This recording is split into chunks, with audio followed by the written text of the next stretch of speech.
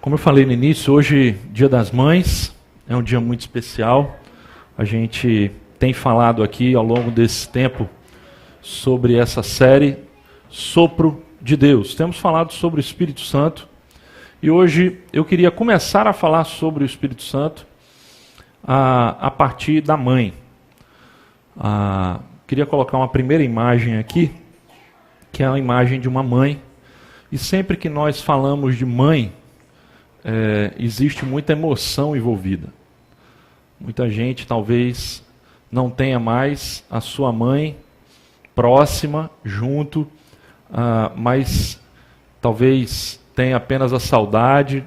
Outros talvez estejam enfrentando um relacionamento difícil com a mãe, e esse foi um dia difícil também por causa dessa questão do relacionamento difícil, ou talvez o relacionamento difícil com algum filho, o que torna também esse dia complicado, mas a minha impressão é que, de um modo geral, esse é um dia em que nós temos uma gratidão muito grande para as nossas mães. As mães, elas têm uma grande missão. Eu não sei se você sabe isso, mas as únicas duas vezes em que a palavra missão aparece no Novo Testamento, as únicas duas vezes que essa palavrinha aparece, uma delas, no livro de Atos, fala da missão cristã. A missão de pregar o Evangelho é uma referência ao apóstolo Paulo. E a outra referência é uma referência que está lá na primeira carta a Timóteo, e é uma referência à missão de mãe. Se fala lá da missão de mãe. Então é muito interessante a gente pensar que existe a missão de pregar o Evangelho, mas existe a missão de mãe, e para a Bíblia, ser mãe é mais do que um privilégio ou uma responsabilidade, é uma missão de vida. No final nós vamos poder homenagear mais as mães, mas aqui eu queria começar agora passando um vídeo, porque eu queria ressaltar um aspecto da maternidade, preparando a gente para falar sobre o Espírito Santo, que é o aspecto motivacional da mãe. Talvez a gente não tenha muito clara na nossa mente, ou não seja uma coisa tão consciente de quanto de nós hoje é resultado da mãe que nós tivemos. O quanto daquilo que nós conseguimos, da nossa motivação, do nosso desejo de ir além, é fruto daquilo que a nossa mãe passou em termos de motivação e de encorajamento para nós. Eu queria passar um vídeo, que é um vídeo que foi feito, na verdade, uma homenagem uma propaganda temática que foi feita pela Procter & Gamble por ocasião das Olimpíadas de Londres, 2012. Então, essa empresa que tem vários itens de higiene e de limpeza, fez essa propaganda que eu acho que ilustra bem isso que eu estou querendo falar sobre a motivação da mãe. Vamos dar uma olhadinha aqui?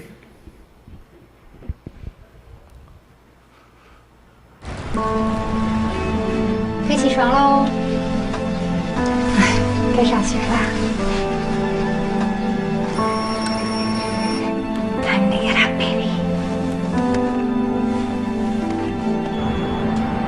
Come on. Up you can. Vamos lá? Vamos que eu vou fazer um café da manhã gostoso pra você.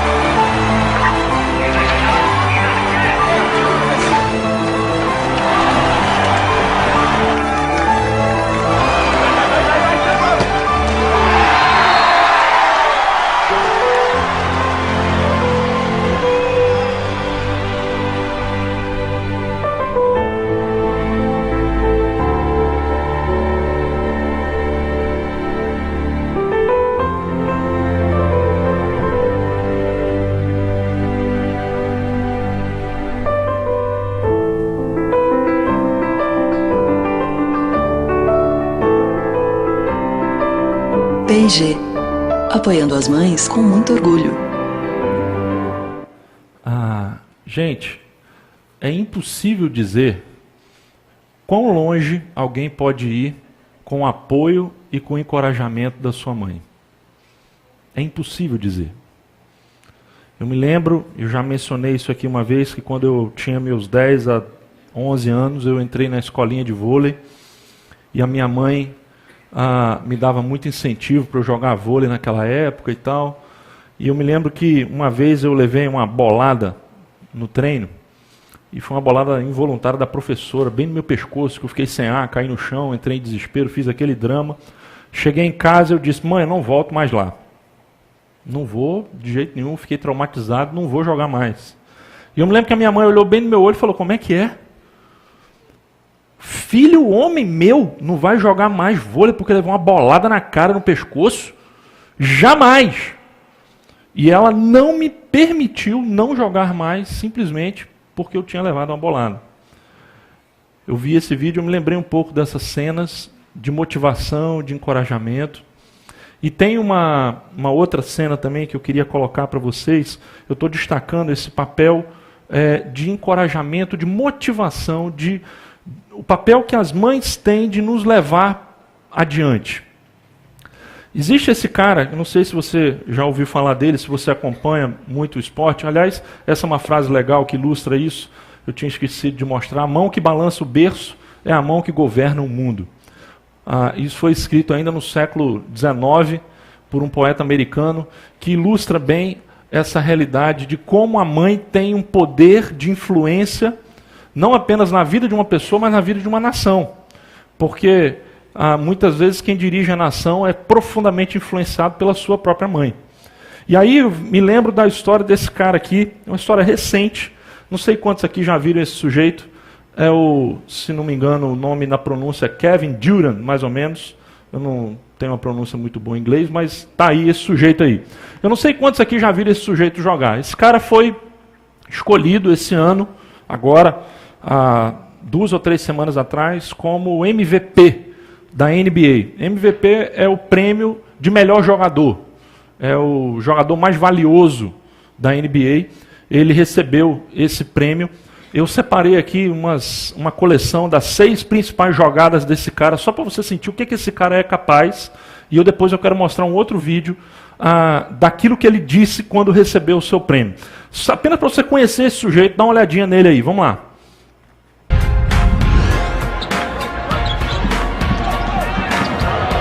Oh, what a move by Durant. Oh, the crossover. Able to put it down. Oh boy, I don't know what you do with him.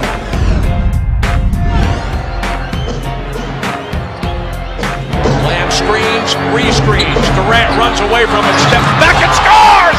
Cold-blooded! Oh, so cold-blooded! Durant with 4 seconds remaining. Durant 46 points in the game. And they wanted to wait for the final shot. Here's a double team by the Hawks. Durant pulling up, firing and scoring! With 1.5 seconds left, he's done it again! Mama, there goes that man. Comes away with it. Fisher had a huge 3-point basket with 15.5 seconds left. And look at Durant putting on a show and runs! Anything he wants. Anything. Here goes Lamb. Johnson knocks that ball away. Time getting deep. KD way outside for 3. He's got it! He's got it! Thunder on the high side with 1.7 seconds remaining. Durant with 51 points, and the Thunder with the lead here in second overtime. Look at that look. Don't mess with me. Memphis has had an answer all night. A quick 6-0 run. Allen got a piece of that one. Almost out of bounds somehow. Durant lets it go. Are you kidding me? Kevin Durant! A chance at 4! Yes, clearly a 3. Unbelievable. Are you kidding me? Então, tá aí só para você sentir quem é esse sujeito. 2 semanas atrás ele ganhou um prêmio de melhor jogador da NBA dessa temporada 2013-2014. E aí, na cerimônia de entrega desse prêmio, ele fez lá uma série de agradecimentos, e no meio do discurso dele eu separei uma parte em que ele fala da mãe. Queria que você desse uma olhadinha. Nossa grande profissional da Tamires fez a dublagem aí pra gente. Vamos dar uma olhadinha o que esse cara falou quando recebeu o prêmio de melhor jogador da NBA esse ano. Dá uma olhadinha aí.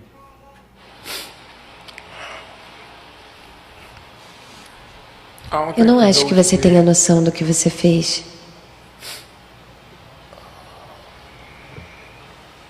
Você teve meu irmão quando tinha 18 anos. 3 anos depois eu nasci.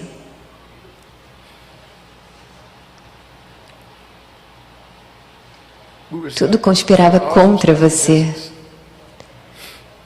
Mãe solteira, com 2 filhos, aos 21 anos.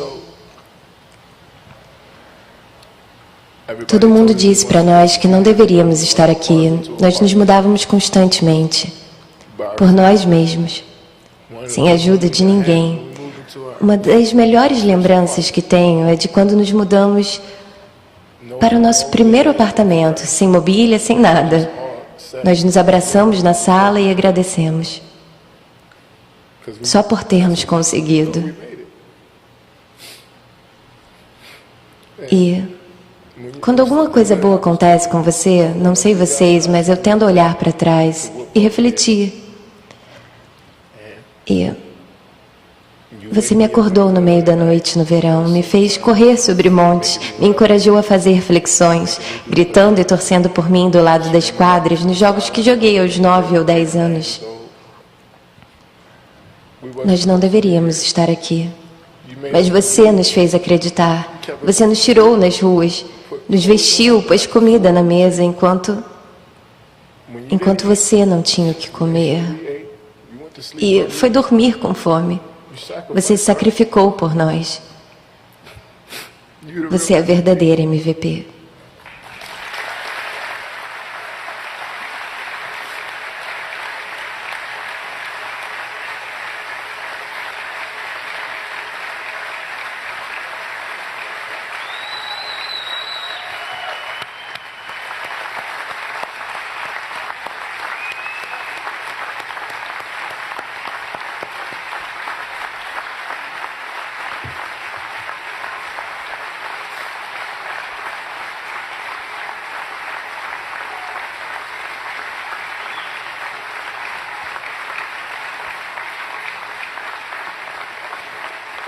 Gente, ninguém é capaz de dizer quão longe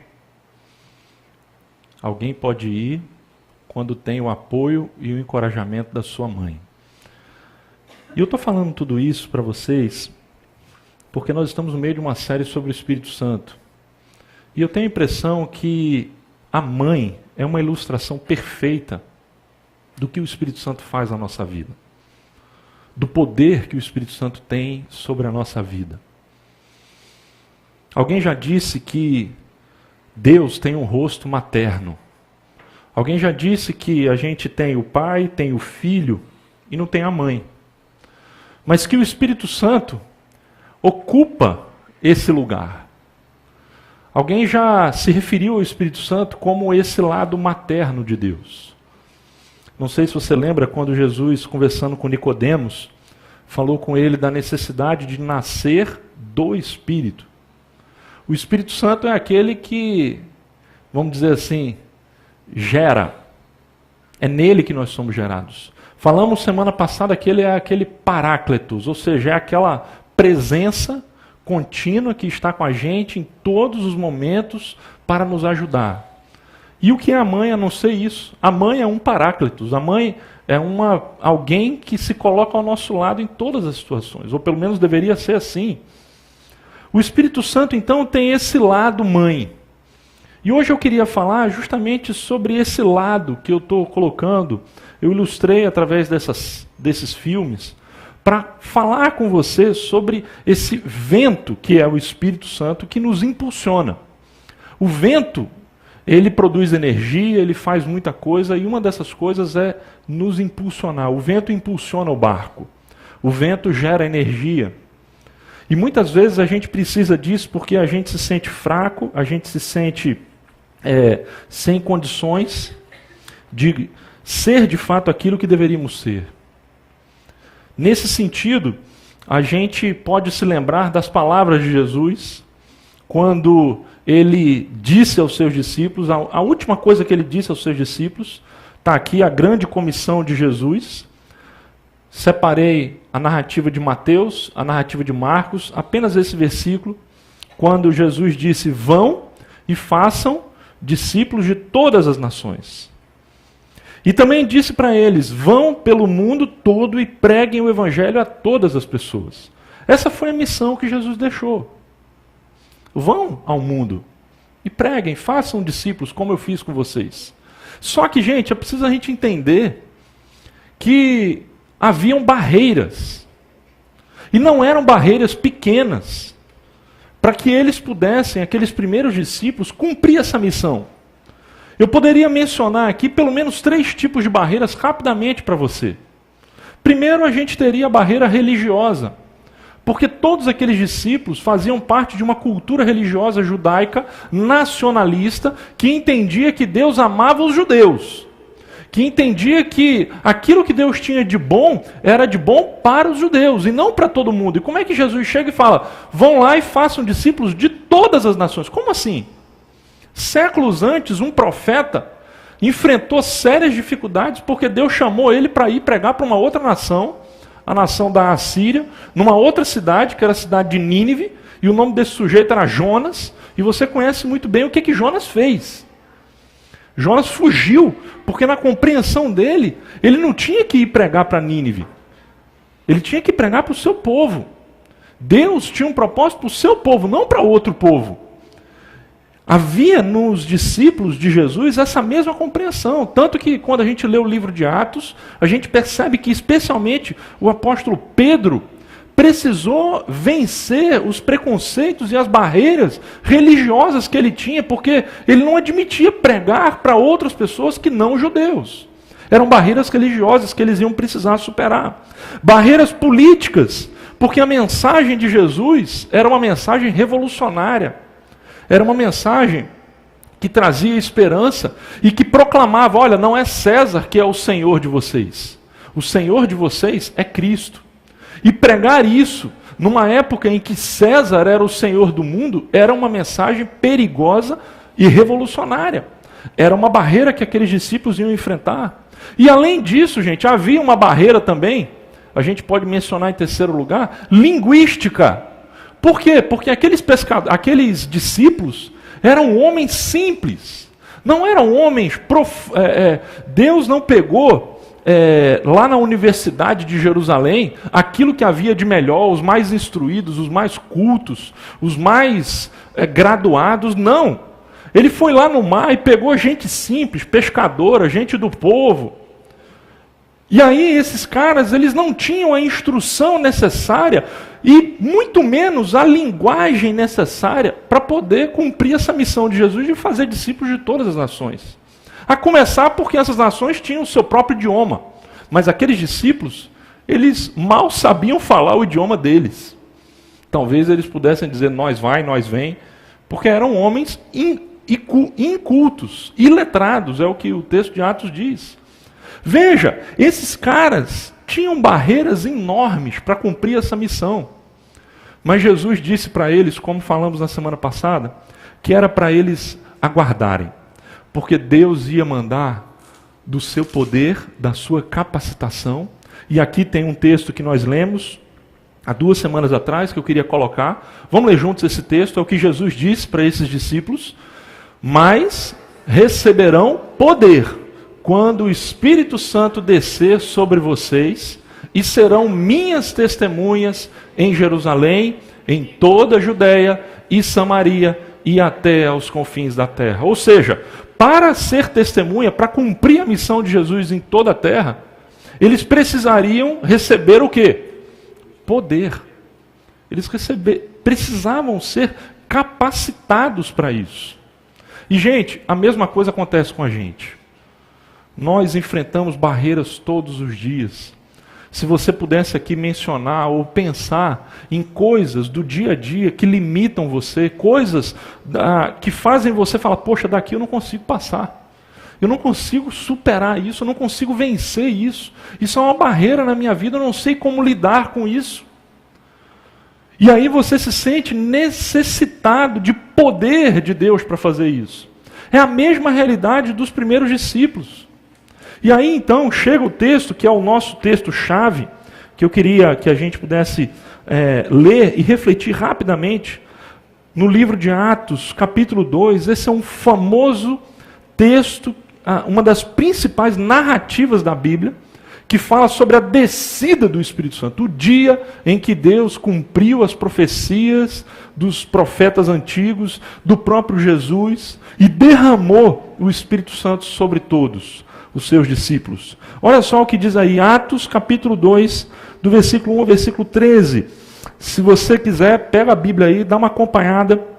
Veja o papel maternal, motivador, encorajador do Espírito Santo aqui. Eu falei com a Juliana, estou com um grande desafio, pregar no texto que fala da descida do Espírito Santo e ao mesmo tempo pregar sobre mãe, porque é dia das mães. Mas veja como tem tudo a ver. Chegando o dia de Pentecoste, estavam todos reunidos num só lugar. De repente veio do céu um som, como de um vento muito forte, e encheu toda a casa na qual estavam assentados. E viram o que parecia línguas de fogo que se separaram e pousaram sobre cada um deles. Todos ficaram cheios do Espírito Santo e começaram a falar noutras línguas, conforme o Espírito os capacitava.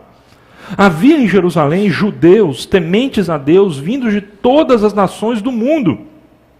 Ouvindo-se o som, ajuntou-se uma multidão que ficou perplexa, pois cada um os ouvia falar em sua própria língua. Atônitos e maravilhados, eles perguntavam, acaso não são galileus todos esses homens que estão falando? Então como os ouvimos, cada um de nós, em nossa própria língua materna?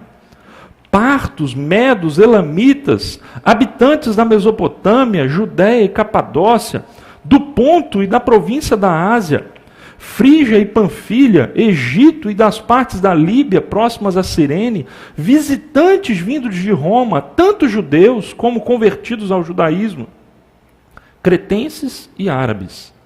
Nós os ouvimos declarar as maravilhas de Deus em nossa própria língua. Atônitos e perplexos, todos perguntavam uns aos outros, que significa isso? Alguns, todavia, zombavam deles e diziam, eles beberam vinho demais. Gente, apenas algumas considerações aqui importantes para a gente entender o texto e depois a gente fazer aqui uma aplicação. O texto fala aqui do dia de Pentecoste. Isso aqui, gente, é muito importante que você saiba que o Pentecoste era uma das 3 principais festas judaicas antigas. Aliás, não antigas, mas atuais, porque até hoje os judeus celebram essa festa, a festa do Pentecoste. É Pentecoste porque era uma festa que se realizava 50 dias, e daí vem o nome Pentecoste, 50 dias depois da Páscoa. E a Páscoa, como você sabe, era uma festa de celebração dos judeus, que lembrava a libertação desses judeus do Egito e a sua libertação como povo. Pois bem, o Pentecostes acontecia 50 dias depois da Páscoa, a cidade inteira de Jerusalém estava lotada de turistas, de peregrinos, de visitantes, como você viu no texto, gente de toda parte, judeus de que moravam em todos os lugares, vieram até Jerusalém, a cidade muito cheia de estrangeiros, mais ou menos como acontece aqui em Copacabana, no Réveillon, em outras ocasiões. E aí então, no dia de Pentecoste, eles celebravam 2 coisas. O que se celebrava? O que os judeus celebravam no Pentecoste? Primeiro, o significado original, lá no livro de Êxodo, eles celebravam a colheita, o fim do período da colheita. O período da colheita começava na Páscoa e aí terminava no Pentecoste, eles celebravam essa colheita, uma festa de gratidão a Deus, uma sociedade agrícola como era aquela, eles celebravam a Deus a colheita que eles tinham tido. Mas eles também celebravam, e isso foi mais tardiamente que começou a ser lembrado, eles celebravam também a entrega da lei de Deus no Monte Sinai. Aquele episódio quando Deus entrega a sua lei, os 10 mandamentos a Moisés ali no Monte Sinai, e segundo eles entendiam, e os estudiosos concordam com isso, esse momento havia acontecido exatamente 50 dias depois da saída do Egito. Ou seja, coincidindo com a festa do Pentecostes, eles celebravam então a entrega da lei de Deus. E é muito interessante que existe aqui um paralelo que a gente poderia fazer, porque nesse dia de Pentecostes, de fato, há uma grande colheita espiritual. O texto de Atos diz, o capítulo 2, no final, que 3.000 pessoas se converteram a Cristo naquele dia. Houve uma colheita enorme. E além disso, o Espírito Santo de Deus foi derramado. Não foi simplesmente uma lei que Deus deu ao seu povo, uma lei gravada em pedra, mas foi do seu Espírito que gravaria as leis de Deus no coração do povo. Existe então um paralelo em relação àquilo que era o Pentecoste judaico e aquilo que foi o Pentecoste cristão. Mas é muito importante que a gente entenda o significado disso ali, naquele momento, o que o Espírito Santo fez por aqueles discípulos. Porque nós estamos falando que eles tinham recebido uma grande missão e eles tinham grandes barreiras maiores do que a capacidade deles de vencer e de ultrapassar. E aí então, como uma demonstração de que aquilo que estava acontecendo era de fato algo de Deus, algo extraordinário, não era algo produzido simplesmente pelo esforço humano. 3 fenômenos sobrenaturais aconteceram ali naquele dia, naquela sala onde havia cerca de 120 pessoas, 120 discípulos de Jesus. Que fenômenos foram esses? 3 fenômenos. Primeiro fenômeno, o texto diz que ouviu-se um som como de um vento muito forte. Então, a primeira coisa, algo que eles ouviram. Veja que essa experiência do Pentecoste foi uma experiência sensorial. Não foi simplesmente algo subjetivo, não foi simplesmente uma aula de um professor no quadro, mas foi uma experiência sensorial que envolveu os sentidos daqueles discípulos. Primeiro um som, e era sobrenatural porque não era um vento. O texto não diz hora nenhuma que ventou ali na sala. Se diz simplesmente que eles ouviram um barulho como de um vento muito forte. Aí você imagina uma ventania, é o barulho que eles ouviram. Segundo lugar, o texto diz que... Obrigado. Valeu, Kátia. A minha letrinha está pequena, eu vou ler lá. Que eles... que apareceram ali línguas como de fogo que pousaram sobre cada um. Não me peça para explicar isso, o que era isso aí visivelmente, mas o fato é que o texto deixa claro que eles viram alguma coisa. Não apenas eles ouviram o som como de um vento, mas eles viram também ali línguas como de fogo pousando sobre cada um. E em terceiro lugar, o terceiro fenômeno, o texto diz que eles começaram a falar noutras línguas que eles não conheciam, ou seja, algo que eles falaram. Então você observa que essa experiência, esses 3 fenômenos, foram fenômenos que trouxeram, que provocaram naqueles discípulos algo sensorial. Eles ouviram algo diferente, eles viram algo diferente e eles falaram algo diferente. Sinais e palavra. O que é interessante é que, se você abrir a Bíblia, lá no livro de Êxodo, na narrativa de quando Deus entregou as suas leis a Moisés, que era o que eles celebravam no dia de Pentecoste, o texto vai dizer que também naquela ocasião, alguns fenômenos sobrenaturais aconteceram. Diz que o monte se encheu de fumaça, trovões, relâmpagos, fogo. Veja que são fenômenos mais ou menos parecidos aos fenômenos que nós estamos vendo aqui.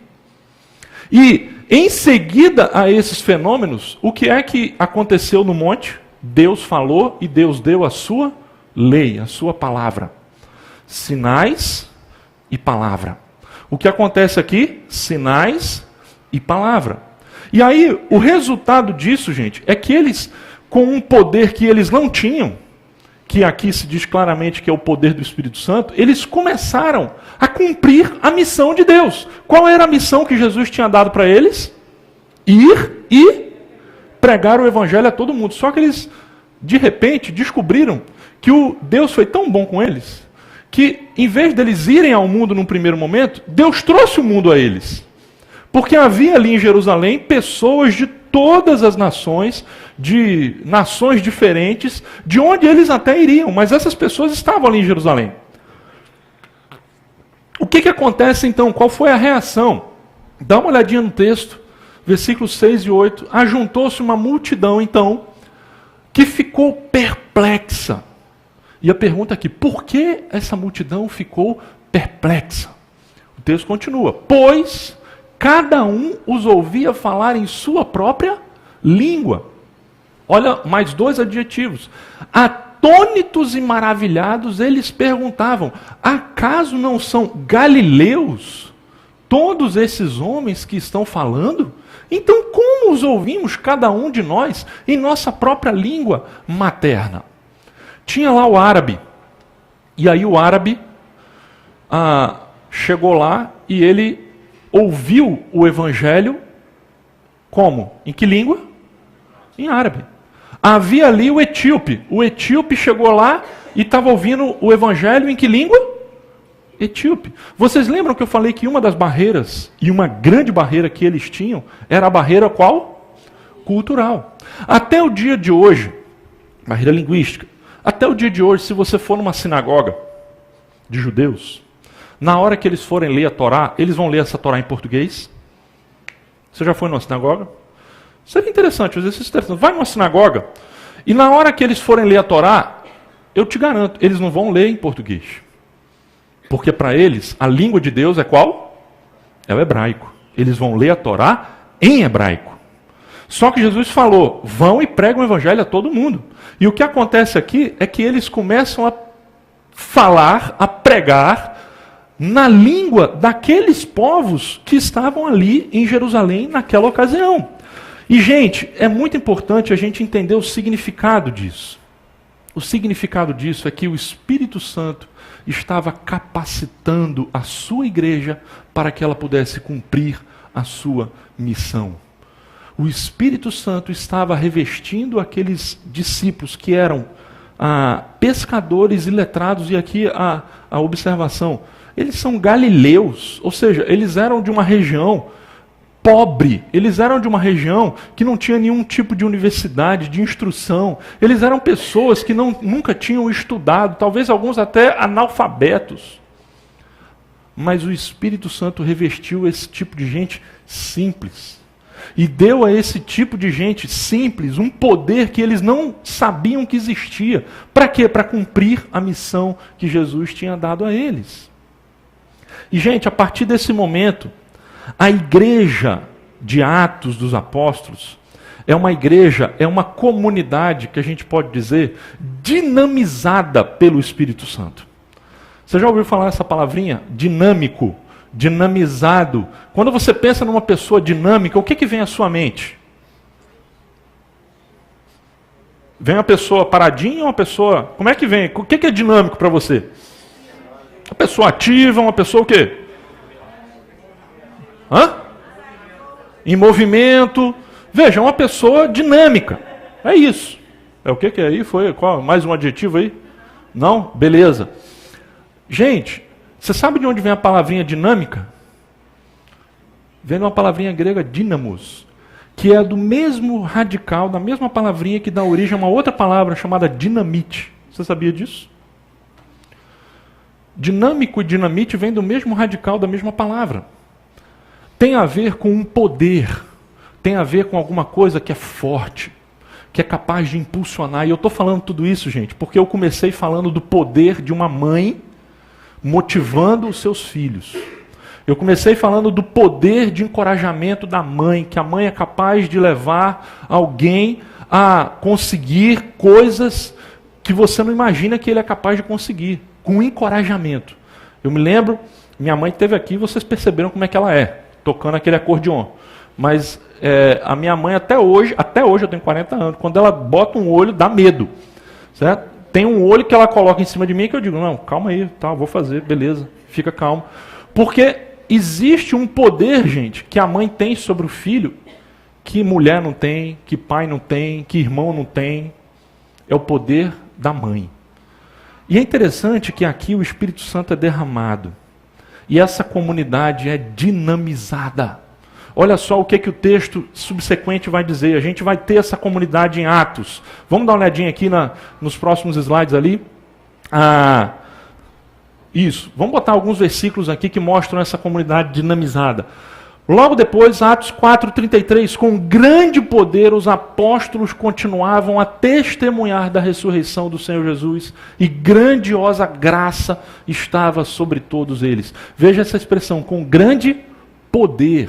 Depois, no versículo 6, capítulo 6, versículo 8, falando de Estevão. Estevão, um homem cheio da graça e do poder de Deus, realizava grandes maravilhas e sinais entre o povo. E logo depois, no capítulo 8, a gente vai ter mais uma situação. Veja só, naquela ocasião, e aqui está se falando da perseguição ocasionada pela morte de Estevão. Naquela ocasião, desencadeou-se grande perseguição contra a igreja de Jerusalém.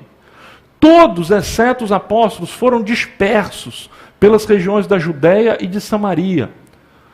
Saulo, por sua vez, devastava a igreja.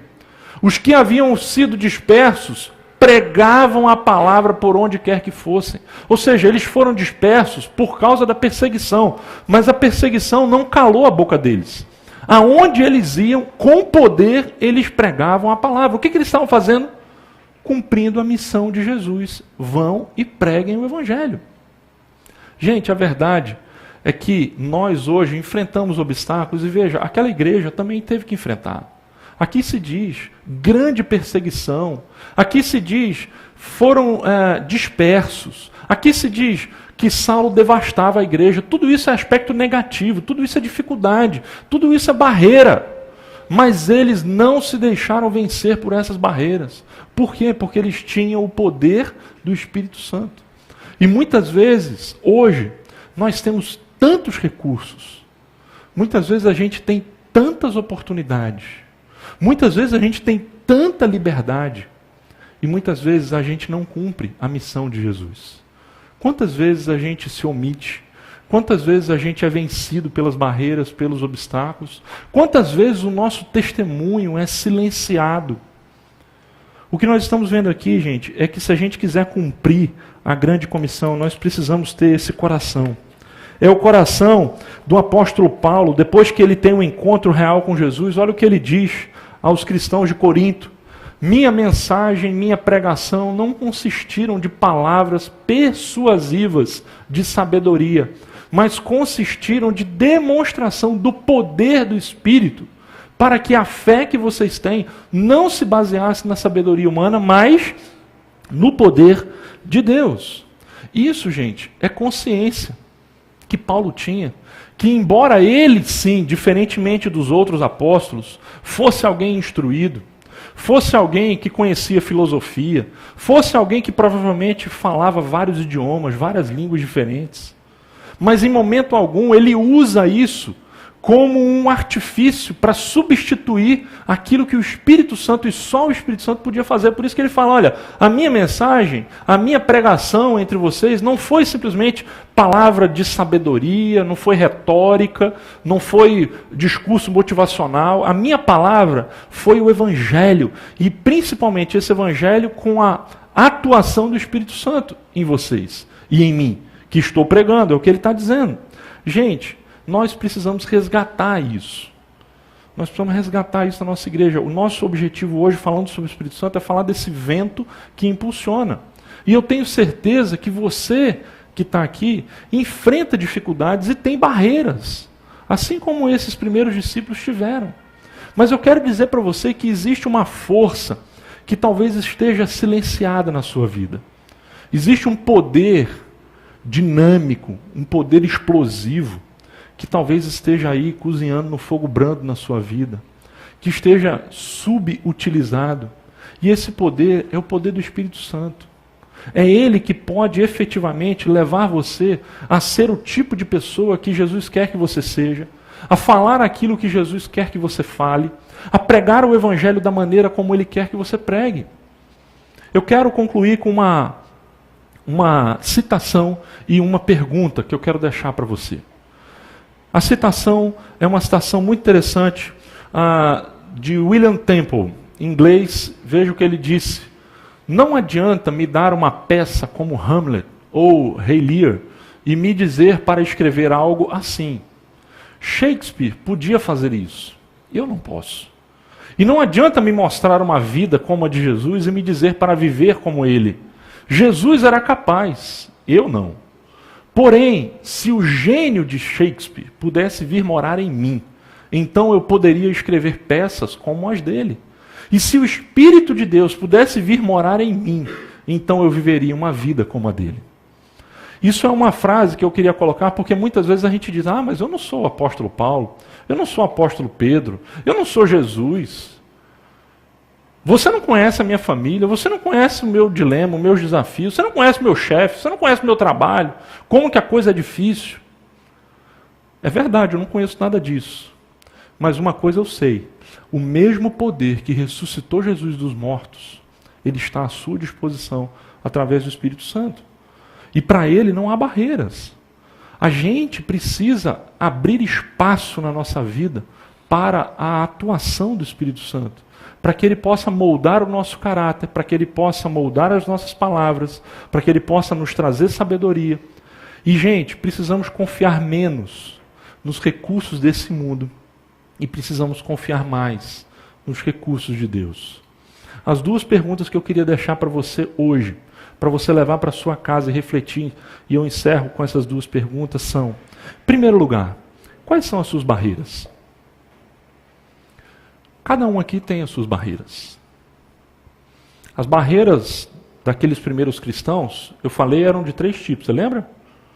Eram barreiras religiosas, e veja, talvez você possa estar vivendo uma barreira religiosa. Preconceitos religiosos, doutrinas equivocadas, heresias.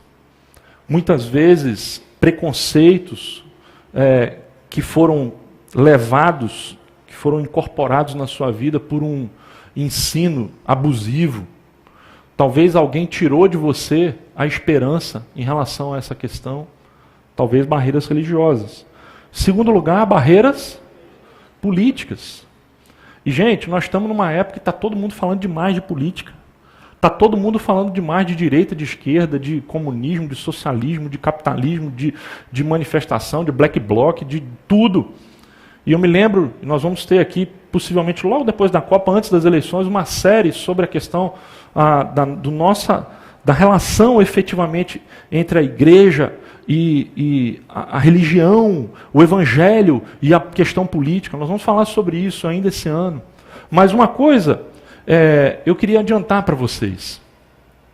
Alguns anos atrás, um grupo de pastores sérios no país escreveu um manifesto do voto ético. Eles escreveram os 10 mandamentos do voto ético. Isso foi feito ainda pela antiga Associação Evangélica Brasileira, já acho que há mais de 20 anos.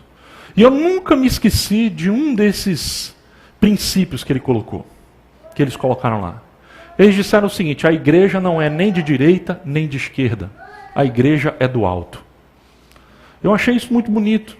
E é algo que nós precisamos entender. Muitas vezes a gente polariza a questão entre direita e esquerda e a gente acaba dividindo entre direita e esquerda. E a gente precisa entender, gente, que isso aí não é nossa causa. A nossa missão é fazer discípulo, é pregar o evangelho. E isso aí a gente precisa do poder do alto. A questão não é essa. A questão também não é se a igreja vai se alienar. É óbvio que tem assuntos que nós precisamos abrir a mente e ver o que Deus está fazendo, prestar atenção nos movimentos. Mas muito mais do que isso, a gente não pode esquecer qual é a causa da igreja, qual é a razão de ser da igreja. São barreiras políticas. Terceiro tipo de barreiras eram quais? Linguísticas, culturais. E de fato, gente, a gente pode pensar em barreiras linguísticas, barreiras culturais, em diversos aspectos. Porque muitas vezes nós não nos sentimos competentes para compartilhar o Evangelho de Deus, para cumprir a missão de Cristo com alguém de um nível diferente do nosso, seja um nível acima ou um nível abaixo. E muitas vezes a gente não se sente capacitado para usar essa linguagem no poder do Espírito Santo, a gente se constrange. São barreiras culturais e linguísticas do mesmo jeito. De repente, se você chega para falar com um adolescente, você vai ver que ele tem um outro idioma. O seu idioma é um, o idioma do adolescente é outro. Todo dia eu aprendo uma palavra nova lá em casa, com a Gabi. Aí agora começou com esse negócio de top, de diva, aí, não, o que é isso? Não, é top. É top o quê? Ah, não, é porque é muito bom, então é top. Ah, mas tem melhor do que o top, é divo. Então o negócio, não é diva. É porque o melhor do que o top é a diva. É uma linguagem totalmente diferente. É uma barreira linguística. E a gente precisa do poder do Espírito Santo para vencer todas essas barreiras. Por isso que eu estou te perguntando, quais são as suas barreiras? Às vezes a sua barreira é uma barreira familiar, é alguma coisa relacional que impede, que dificulta. Segunda pergunta, que espaço você tem dado ao Espírito Santo? Qual é o espaço de fato? Será que você tem procurado mais força nos recursos humanos? Ou será que você tem buscado mais força nos recursos divinos, da oração, da palavra, da comunhão?